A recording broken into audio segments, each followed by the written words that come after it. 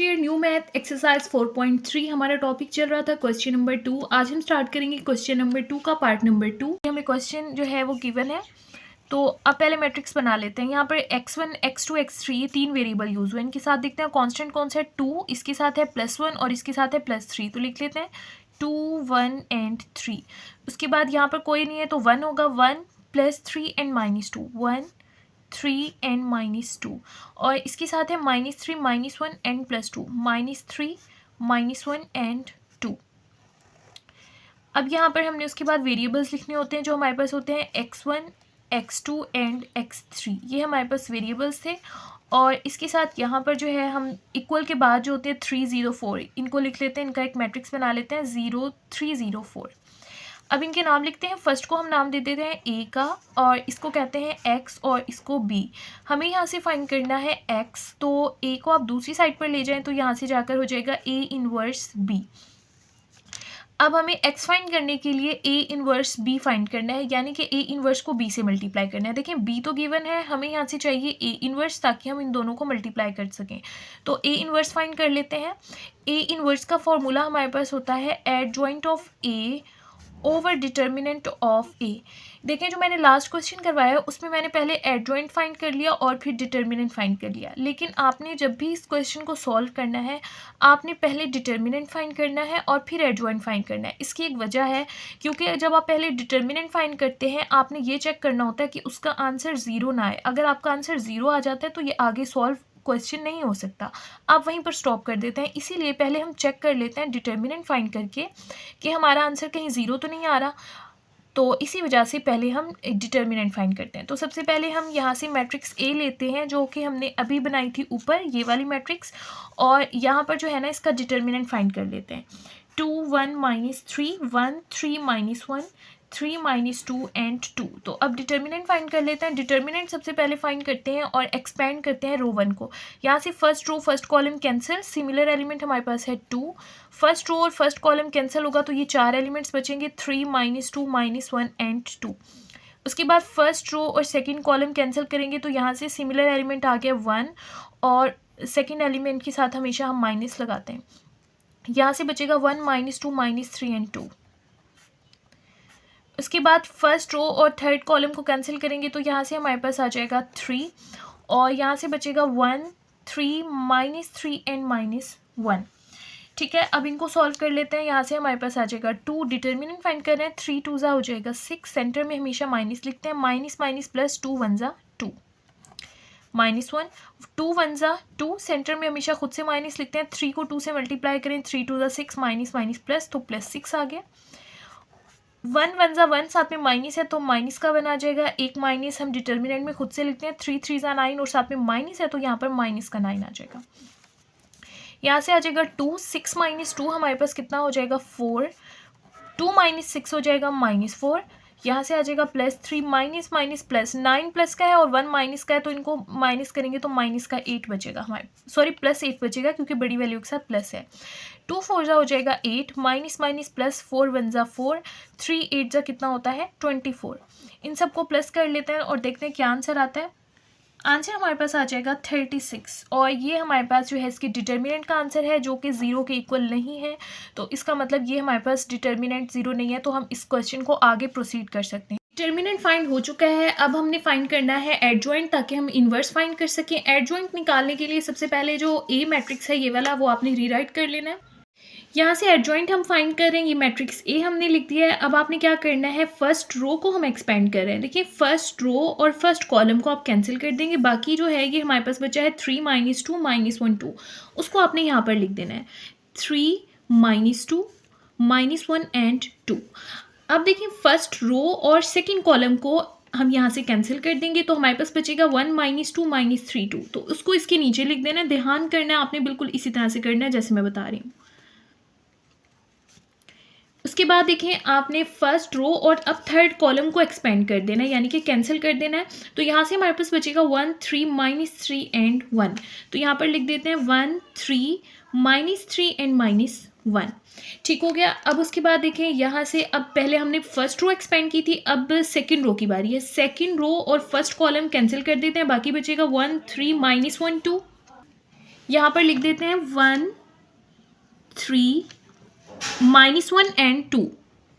उसके बाद यहाँ से हम सेकंड रो और सेकंड कॉलम को कैंसिल करेंगे, तो हमारे पास आ जाएगा 2 3 -3 2। यहाँ से लिख देते हैं 2 3 -3 एंड 2। उसके बाद सेकंड रो और थर्ड कॉलम को कैंसिल करते हैं, तो 2 1 -3 -1 बचेगा हमारे पास, तो ये हमने लिख दिया है। उसके बाद अब बारी आती है थर्ड रो की। यहाँ से थर्ड रो और फर्स्ट कॉलम आप कैंसिल करेंगे, 1 3 3 -2 हमारे पास बचेगा, वो लिख देते हैं 1 3 3 एंड -2। उसके बाद थर्ड रो और सेकंड कॉलम कैंसिल करते हैं, तो 2 3 1 -2 आ जाएगा, 2 3 और उसके साथ 1 -2। उसके बाद थर्ड रो और थर्ड कॉलम को कैंसिल करते हैं, तो 2 1 1 3 हमारे पास आ जाएगा, वो लिख देते हैं 2 1 एंड 1 3। तो अब देखिए एडजॉइंट लिखते वक्त हम इस तरह से करते हैं, जो फर्स्ट हमने डिटर्मिनेंट लिया है वो प्लस में आएगा, उसके बाद माइनस, फिर ये प्लस का होगा इसके साथ माइनस लगा देना, ये प्लस का होगा इसके साथ माइनस, ये प्लस का होगा इसके साथ माइनस। इस तरह से आपने ये माइनस का साइन ज़रूर लगाना है। अब इनको सॉल्व कर लेते हैं हम, तो इनका डिटर्मिनेंट फाइंड कर लेते हैं। डिटर्मिनेंट आपको पता है क्रॉस मल्टीप्लाई करते हैं, 3 2 हमारे पास क्या हो जाएगा 6 और माइनस माइनस प्लस 2 1 2, तो यहाँ पर आ जाएगा 2 और सेंटर में हमेशा माइनस लिखते हैं। उसके बाद देखें यहाँ पर बाहर माइनस है तो मैं इनको ब्रैकेट में लिखूंगी और ये माइनस बाहर आ गया। अब इनको मल्टीप्लाई कर लेते हैं, 1 को 2 से मल्टीप्लाई करें 2 1 2 और 3 को -1 से मल्टीप्लाई करें तो हमारे पास आ जाता है -3 और सेंटर में हमेशा हम माइनस खुद से लगाते हैं। उसके बाद 1 को -2 से मल्टीप्लाई करें तो हमारे पास यहाँ से आ जाएगा -2, सेंटर में हमेशा हम खुद से माइनस लिखते हैं और 3 3 हमारे पास क्या हो जाएगा 9। उसके बाद इसकी बारी है, पहले माइनस है तो यहाँ पर बाहर ब्रैकेट के बाहर मैं ऐसे माइनस लिख देती हूँ। 1 को 2 से मल्टीप्लाई करें तो हमारे पास आ जाएगा 2, सेंटर में हमेशा माइनस लिखते हैं, 2 3 6 और माइनस माइनस प्लस, तो यहाँ से प्लस का 6 आया है। उसके बाद 2 2 हमारे पास हो जाएगा 4 और 3 3 हो जाएगा 9, साथ में माइनस है तो माइनस का 9 आ जाएगा और एक माइनस हम खुद से लिखते हैं तो वो आ गया है। उसके बाद यहाँ पर माइनस है पहले, तो यहाँ से ब्रैकेट से बाहर हम एक माइनस लिख देते हैं। 2 को -2 से मल्टीप्लाई करें तो हमारे पास आ जाएगा -4 और 3 को 1 से मल्टीप्लाई करें तो हमारे पास 3 1 3 आ जाएगा और सेंटर में हमेशा हम माइनस लिखते हैं। अब यहाँ से देखें 1 को -1 से मल्टीप्लाई करें तो -1 आएगा, 3 3 9, साथ में माइनस है तो माइनस का 9 आ जाएगा और सेंटर में हमेशा माइनस लिखते हैं।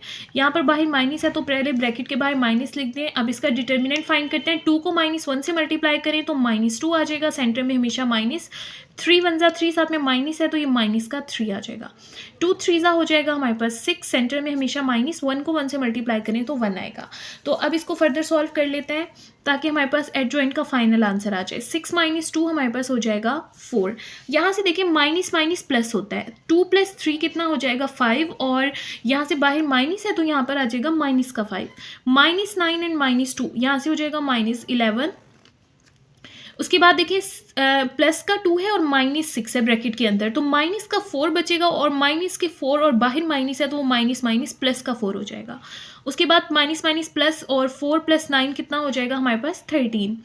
माइनस और माइनस देखिए ब्रैकेट के अंदर दोनों वैल्यूज़ माइनस की हैं, 4 और 3, ये इनको कंबाइन करेंगे प्लस करेंगे तो -7 हो जाएगा, -7 और माइनस माइनस माइनस प्लस हो जाएगा तो प्लस का 7 आ जाएगा। यहाँ से देखें माइनस माइनस प्लस, तो प्लस का 9 में से 1 माइनस करेंगे तो हमारे पास 8 आ जाएगा, माइनस माइनस प्लस, 3 प्लस का है 3 में से 2 माइनस करेंगे तो 1 आंसर आएगा, 1 और बाहर माइनस है तो ये क्या हो जाएगा -1, 6 - 1 कितना हो जाएगा 5। तो ये आंसर हमारे पास आ गया है एडजॉइंट ऑफ ए। अब एडजॉइंट भी फाइंड कर लिया है और डिटर्मिनेंट हमारे पास आया था 36, तो इन दोनों को लिख देते हैं। यहाँ से देखें ए इनवर्स हम फाइंड कर रहे थे और ए इनवर्स का फॉर्मूला होता है, ऊपर आपने एडजॉइंट लिखना होता है, तो ये एडजॉइंट है वो लिख देते हैं 4 4 8 -5 13 -1 -11 7 एंड 5। तो ये हमने ऊपर एडजॉइंट लिख दिया और उसको डिवाइड करते हैं डिटर्मिनेंट से। मैंने पीछे फॉर्मूला आपको लिख कर दिखाया था और वो था 36, तो ये हमारे पास आ गया। अब ये ए इनवर्स आ गया, लेकिन हमें क्या फाइंड करना था, स्टार्ट में मैंने आपको बताया था एक्स फाइंड करना था और एक्स का क्या फॉर्मूला था, ए इनवर्स को बी से मल्टीप्लाई करना है। अब ए इनवर्स गिवन है और बी स्टार्ट में गिवन था, दिस वन मैट्रिक्स, ये हमारे पास बी है। तो जो ए इनवर्स फाइंड किया और इस बी को हम लिख लेते हैं और इनको मल्टीप्लाई करेंगे। यहाँ पर मैंने इसके नीचे ए इनवर्स लिख दिया और अब यहाँ पर मैं लिख देती हूँ मैट्रिक्स बी जो हमें गिवन था 3 0 4। अब इनको सॉल्व कर लेते हैं। पहले आपने 36 से डिवाइड नहीं करना, पहले हम इनको मल्टीप्लाई कर लेते हैं। तो यहाँ से देखिए फर्स्ट जो रो है फर्स्ट कॉलम से मल्टीप्लाई होगी, 4 3 से मल्टीप्लाई होगा तो 4 3 हमारे पास कितना हो जाएगा 12 -5 को 0 से मल्टीप्लाई करें तो 0 हो जाएगा, -11 को 4 से मल्टीप्लाई करें तो माइनस का 44 आ जाएगा। अब सेकंड रो को फर्स्ट ये कॉलम से मल्टीप्लाई करते हैं, एक ही है ये, 4 3 जा कितना हो जाएगा 12। उसके बाद 13 को 0 से मल्टीप्लाई करें तो 0 आ जाएगा, और उसके बाद 7 4 जा कितना होता है 28।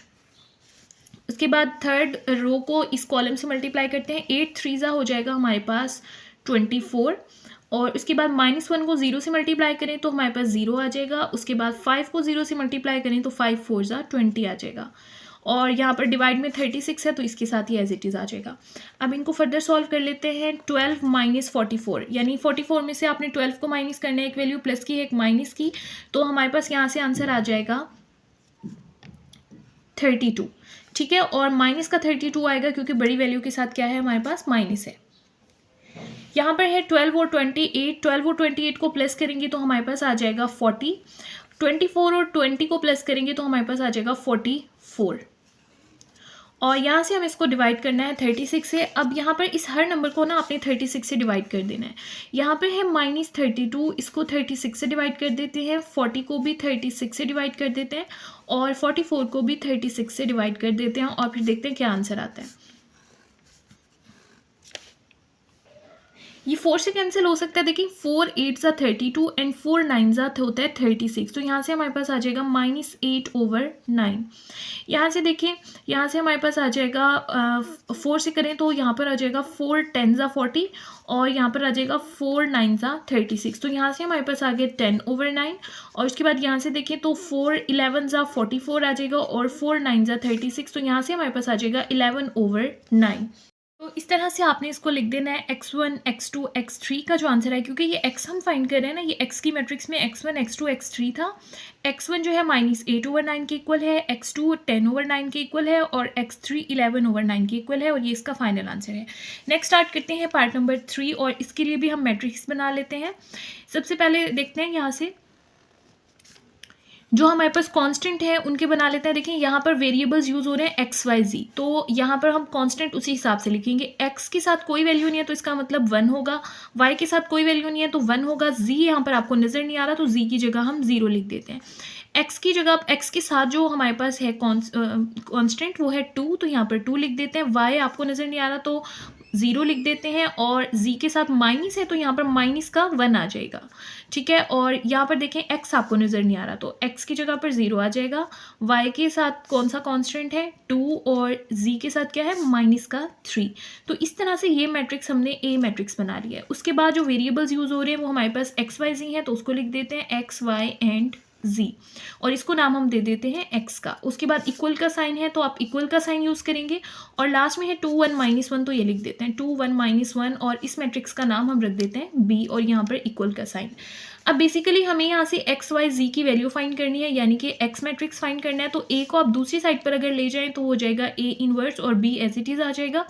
हमें यहाँ से x फाइंड करने के लिए पहले a इनवर्स फाइंड करना है और फिर उसको b से मल्टीप्लाई करना है। तो a इनवर्स फाइंड करने के लिए a इनवर्स का फॉर्मूला हमारे पास होता है एडजॉइंट ऑफ a, और उसको डिवाइड कर देते हैं हम डिटर्मिनेंट ऑफ a के साथ। तो सबसे पहले हम डिटर्मिनेंट फाइंड करते हैं, तो सब मैट्रिक्स a लिखते हैं, ये वाला मैट्रिक्स, और इसका डिटर्मिनेंट फाइंड करते हैं। ये हमने मैट्रिक्स a लिख लिया है, अब इसका डिटर्मिनेंट फाइंड करते हैं। तो अब देखते हैं यहाँ से फर्स्ट रो और फर्स्ट कॉलम कैंसिल होगा, यहाँ से जो है सिमिलर एलिमेंट आ जाएगा 1 1 लिख दिया, बाकी बचा 0 -1 2 -3, वो हमने यहाँ पर लिख दिया है, ठीक हो गया। उसके बाद देखें यहाँ से हमारे पास जो है फर्स्ट रो और सेकंड कॉलम कैंसिल होगा, सिमिलर एलिमेंट हमारे पास है 1 और 1 लिख दिया, हमेशा उसके साथ माइनस लिखते हैं। यहाँ से हमारे पास बचा है 2 -1 0 -3, वो लिख दिया। यहाँ से फर्स्ट रो और थर्ड कॉलम को कैंसिल करेंगे, सिमिलर एलिमेंट आया है 0, तो वो लिख दिया। उसके आगे डिटर्मिनेंट लिखने की ज़रूरत नहीं है क्योंकि अब वो 0 से मल्टीप्लाई होकर 0 ही हो जाएगा। उसके बाद देखिए यहाँ पर 1 आ जाएगा, 0 को -3 से मल्टीप्लाई करें तो 0 आता है, सेंटर में हमेशा माइनस लिखते हैं। 2 को -1 से मल्टीप्लाई करें -2 आ जाएगा, यहाँ पर आ जाएगा -1। 2 को -3 से मल्टीप्लाई करें तो -6 आता है, सेंटर में हमेशा माइनस। 0 को -1 से मल्टीप्लाई करें 0 आ जाएगा। यहाँ से देखिए माइनस माइनस प्लस, यहाँ पर आ जाएगा 2 1 एज इट इज़ आ गए -1 -6 एंड -0 -6 आ जाएगा। 2 1 जा 2 माइनस माइनस प्लस 6 1 जा 6 6 + 2 हमारे पास 8 हो जाएगा। और ये हमारे पास डिटर्मिनेंट है, हमें चेक करना होता है डिटर्मिनेंट 0 ना आए तो हमारा डिटर्मिनेंट नॉन ज़ीरो आया तो हम इस क्वेश्चन को आगे प्रोसीड कर सकते हैं। उसके बाद अब हम फाइंड कर रहे हैं एडजॉइंट, तो उसके लिए मैंने इस मैट्रिक्स ए को दोबारा लिख दिया क्योंकि हम मैट्रिक्स ए का ही एडजॉइंट फाइंड कर रहे थे। उसके लिए हम सबसे पहले जो है वो रो 1 को एक्सपेंड करेंगे, यहाँ से रो 1 और यहाँ से कॉलम 1 को कैंसिल करेंगे तो हमारे पास बचेगा 0 -1 2 -3। उसको आपने यहाँ पर लिख देना है डिटर्मिनेंट की फॉर्म में। उसके बाद फर्स्ट रो और सेकेंड कॉलम को कैंसिल करेंगे तो 2 -1 0 -3 आएगा, उसको आपने इसके नीचे लिखना है। उसके बाद फर्स्ट रो और थर्ड कॉलम को कैंसिल करेंगे, हमारे पास बचेगा 2 0 0 2, उसको आपने यहाँ पर इसके नीचे लिखना है। अब हमने एक्सपेंड किया फर्स्ट रो को, अब बारी आ जाएगी सेकंड रो की। सेकंड रो को और फर्स्ट कॉलम को कैंसिल करेंगे, 1 0 2 -3 बचेगा, उसको आपने यहाँ पर लिख देना है। सेकंड रो और सेकंड कॉलम को कैंसिल करेंगे, 1 0 0 -3 आ जाएगा, उसको आपने यहाँ पर लिख देना है। उसके बाद सेकंड रो और थर्ड कॉलम को कैंसिल करना है, 1 1 0 2 आएगा, उसको आपने लास्ट में लिख देना है। उसके बाद देखिए थर्ड रो को आप कैंसिल करेंगे, थर्ड रो और फर्स्ट कॉलम यहाँ से बचेगा 1 0 0 -1, यहाँ पर लिख देना है। उसके बाद थर्ड रो और सेकंड कॉलम 1 0 2 -1 आएगा, तो उसको आपने यहाँ पर लिख देना है। उसके बाद थर्ड रो और थर्ड कॉलम को कैंसिल करेंगे, 1 1 2 0 आएगा, उसको आपने यहाँ पर लिख देना है। अब ये डिटर्मिनेंट आ गया, अब साइन लगाते हैं। पहला हमेशा प्लस का होता है, दूसरे के साथ माइनस, फिर ये प्लस का होगा, इसके साथ माइनस, ये प्लस का होगा, इसके साथ माइनस, ये प्लस का होगा, इसके साथ माइनस और ये प्लस का होगा। इस तरह से साइन आपने लाजमी याद रखने हैं। अब इनका डिटर्मिनेंट फाइंड कर लेते हैं। देखिए 0 को आप -3 के साथ अगर मल्टीप्लाई करें तो हमारे पास आंसर क्या आ जाएगा, 0 ही आ जाएगा। और 2 को -1 से मल्टीप्लाई करें तो माइनस का 2 आएगा, और सेंटर में डिटर्मिनेंट के हम हमेशा खुद से माइनस लिखते हैं, वो मैंने लिख दिया है।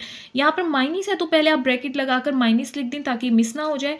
1 को -3 से मल्टीप्लाई करेंगे तो -3 आ जाएगा। 2 को 0 से मल्टीप्लाई करें तो 0 आ जाएगा, सेंटर में हमेशा माइनस लिखना है। 1 को -1 से मल्टीप्लाई करें तो हमारे पास क्या आ जाएगा, -1, और सेंटर में हमेशा हम माइनस लिखते हैं। 0 को 0 से मल्टीप्लाई करें तो 0 आ जाएगा। उसके बाद पहले माइनस है तो ब्रैकेट के बाहर माइनस लिख दें ताकि ये मिस ना हो जाए। 2 को -3 से मल्टीप्लाई करें तो माइनस का 6 आएगा। 0 को -1 से मल्टीप्लाई करें तो 0 आता है, और माइनस हम डिटर्मिनेंट के सेंटर में खुद से लिखते हैं। 1 को -3 से मल्टीप्लाई करें तो -3 आ जाएगा। 0 को 0 से मल्टीप्लाई करें 0 आ जाएगा, सेंटर में माइनस लिखना है। यहाँ पर बाहर माइनस है तो पहले ब्रैकेट के बाहर माइनस लिख दें। 1 को -1 से मल्टीप्लाई करेंगे तो -1 आ जाएगा। 2 को 0 से मल्टीप्लाई करेंगे 0 आ जाएगा, और सेंटर में हमेशा माइनस। उसके बाद 2 को 2 से मल्टीप्लाई करेंगे तो 4 आ जाएगा। 0 को 0 से मल्टीप्लाई करेंगे 0 आ जाएगा, सेंटर में माइनस। यहाँ पर बाहर माइनस है तो पहले ब्रैकेट के बाहर माइनस लिख देते हैं। 1 को 2 से मल्टीप्लाई करेंगे तो हमारे पास 2 आ जाएगा, सेंटर में हमेशा माइनस। 0 को 1 से मल्टीप्लाई करें तो 0 आ जाएगा। 1 को 0 से मल्टीप्लाई करें तो 0 आ जाएगा, सेंटर में माइनस। 2 को 1 से मल्टीप्लाई करें तो हमारे पास 2 आ जाएगा। अब यहाँ पर इनको सॉल्व करके लिख देते हैं इस डिटर्मिनेंट को। यहाँ से देखिए माइनस माइनस प्लस, और यहाँ से आ जाएगा 2। -3 में से आप 0 माइनस करेंगे तो -3 आ जाएगा। माइनस माइनस प्लस, तो ये 3 प्लस का हो जाएगा। उसके बाद -1 से 0 मल्टीप्लाई करें तो -1 ही आ जाएगा। यहाँ से देखिए -6 में से 0 माइनस करें तो -6 आएगा। माइनस के बाहर प्लस है तो माइनस माइनस प्लस का 6 हो जाएगा। -3 में से 0 माइनस करें तो -3 आएगा, और यहाँ से माइनस माइनस प्लस का क्या आ जाएगा, 1। 4 - 0 हमारे पास 4 आ जाएगा। यहाँ से देखें 2 - 0 2 होता है, बाहर माइनस है तो माइनस का 2 हो जाएगा। 0 - 2 -2 हो जाएगा अगेन। तो ये आंसर हमारे पास आ गया एडजॉइंट के लिए। ए इनवर्स के लिए हमें दोनों चीज़ें जो है वो फाइंड हो चुकी हैं, तो ए इनवर्स के फॉर्मूले में हम पुट कर देते हैं।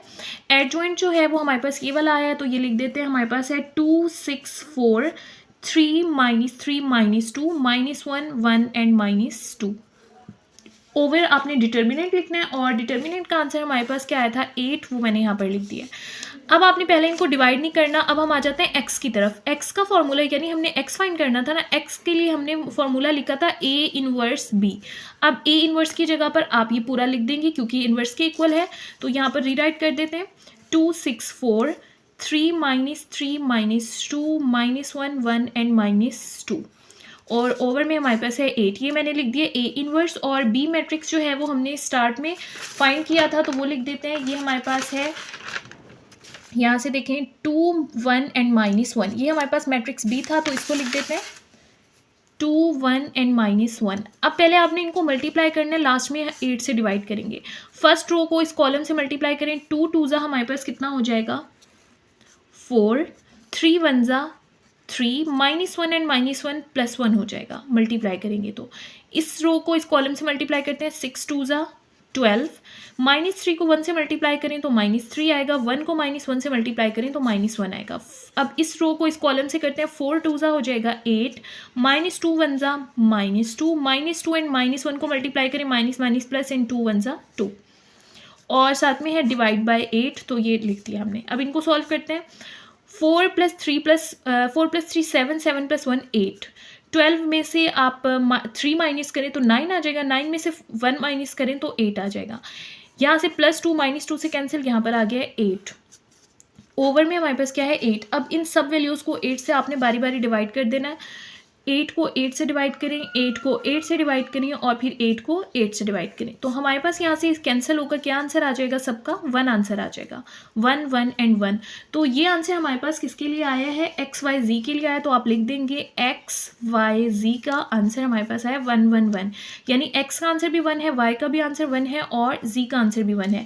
तो ये हमारे पास इसका फाइनल आंसर है। इस तरह से invariant method question number 4 complete हो चुका है। अगर इसमें आपका कोई क्वेश्चन हो तो आप कमेंट बॉक्स में पूछ सकते हैं।